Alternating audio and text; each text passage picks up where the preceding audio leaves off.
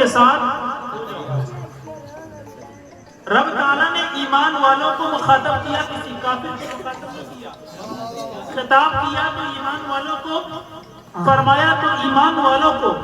بات سمجھنے کی ضرورت ہے. جب اللہ نے کہہ دیا اے ایمان والو اللہ سے ڈرو، جب بندہ اللہ سے ڈرے گا تو نماز بھی پڑھے گا، جب اللہ سے ڈرے گا تو روزہ بھی رکھے گا، جب اللہ سے ڈرے گا تو حج بھی کرے گا، جب اللہ سے ڈرے گا تو گناہ سے بچے گا. پھر آگے کہنے کی کیا ضرورت تھی؟ وَكُونُوا مَعَ الصَّادِقِينَ. یہ آگے کہنے کی کیا ضرورت تھی؟ سچوں کے ساتھ ہو جاؤ. کیا مطلب؟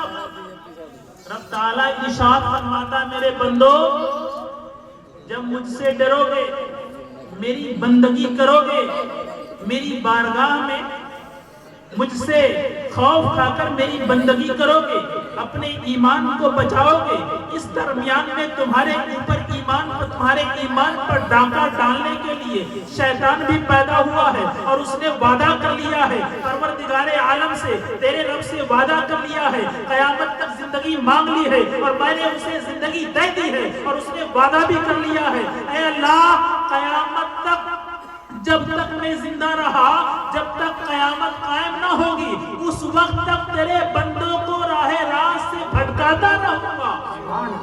اس لیے اے میرے بندو ہم نے تمہیں حکم دے دیا کہ اس کے جال میں نہ پڑنا، لہذا تم وَكُونُوا مَعَ الصَّادِقِينَ سچوں کے ساتھ ہو جاؤ، شیطان کے مکر و فریب سے بچ جاؤ.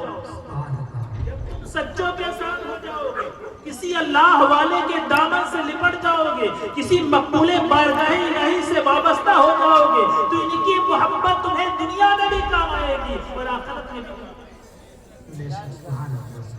اسیروں کی مشکل کشا غوث اعظم، فقیروں کی حاجت روا غوث اعظم، گرا ہے بلاؤں میں بندہ تمہارا، مدد کے لیے آؤ یا ہم پکارتے ہیں اپنے پیر، بلکہ کہا جائے پیرانے پیر کو پکارتے ہیں، مدد کے لیے آؤ یا غوث اعظم. ہمارا عقیدہ ہے پیروں کے پیر سیدنا شیخ عبد القادر جیلانی بغداد کی سرزمین پر بیٹھ کر اپنے حیات ظاہری میں اپنے غلاموں کی مدد کیا کرتے تھے، لیکن بدبختوں کے دماغ میں یہ بات ہضم نہیں ہو رہی ہے. نبی پاک صلی اللہ علیہ وسلم کا امتی، نبی پاک صلی اللہ علیہ وسلم کی آل اس معیار تک کیسے پہنچ سکتی ہے؟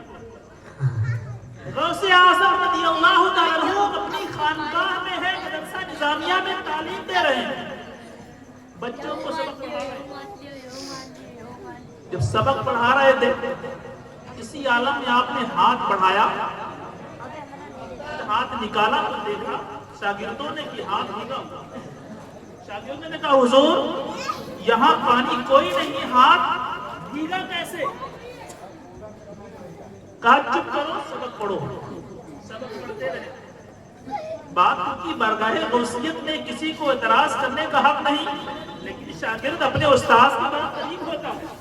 اعتراض کیا حضور بات ہمیں بتائیں، ہم اس کی حقیقت کو جاننا چاہتے ہیں. تھوڑی ہی دیر میں قافلہ آیا، پانی میں بھیگا ہوا، جس لباس بھیگا ہوا. کہا یا سیدنا شیخ عبد القادر جیلانی اگر آپ نے دستگیری نہ فرمائی ہوتی تو آج ہم لوگ ہلاک ہو گئے ہوتے، آج ہم ڈوب گئے ہوتے. تو جب ان لوگوں نے کہا، قافلوں والوں نے کہا تو شاگرد سمجھ گئے بات اب یہی پتہ چلے گی، یہ معاملہ اب یہاں حل ہوگا. بارگاہ غوثیت سے بات جو حل نہ ہوئی ہے یہاں حل ہو جائے گی. پوچھا گیا بات کیا ہے، کیا معاملہ ہے، آخر تم کس بات کی مدد کر رہے ہو؟ کہا آج ہم کشتی سے آ رہے تھے، سمندر میں کشتی، دریا میں کشتی پر آ رہے تھے، میری کشتی ڈگمگائی اور ڈوبنے لگی. اسی وقت ہم نے پکارا یا سیدنا شیخ عبد القادر جیلانی دستگیری فرمائے. اسی عالم سے ایک غیب سے ہاتھ نمودار ہوا اور میری کشتی کو پکڑ کر کنارے لگا دیا. یہ طاقت، یہ عظمت، یہ مقام میرے غوث کو اللہ نے عطا کیا. اب سوچیں بدبختوں کو ہضم نہیں ہو رہی ہے بات کی، ایسے کیسے ہو سکتا؟ आओ सूरह नमल पढ़ो, कुरान पाक की आयत करीमा सूरह नमल खोलो पढ़ो। जब हजरत सुलेमान अलैहिस्सलाम का दरबार लगा, मलका बिल्कीस का तख्त लाना था, हजरत सुलेमान ने कहा मलका बिल्कीस का तख्त लाना है, हजारों किलोमीटर दूर है, 70 मन वजनी है, इतना लंबा चौड़ा, इतना वजनी, और किस अंदाज में कैसे लाया जा सकता है। सुलेमान अलैहिस्सलाम ने कहा, सूरह नमल कुरान पाक की सूरत है, जब आप तफसीर पढ़ोगे तो आपको पता चलेगा, मुख्तसर में बता रहा हूं क्योंकि ज्यादा वक्त नहीं है। हजरत सुलेमान अलैहिस्सलाम ने कहा वो तख्त मुझे चाहिए। जिन्नों में से जिन था, हुजूर मैं ले आऊं। कितना देर? दरबार बर्खास्त होने से पहले,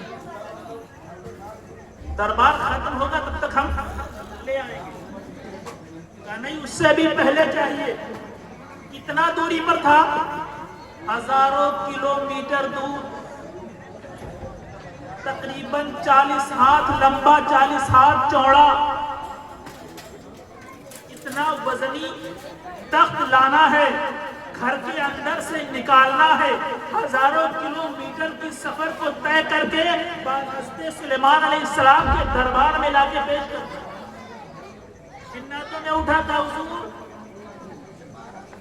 दरबार बर्खास्त होने से पहले हम ले आएंगे।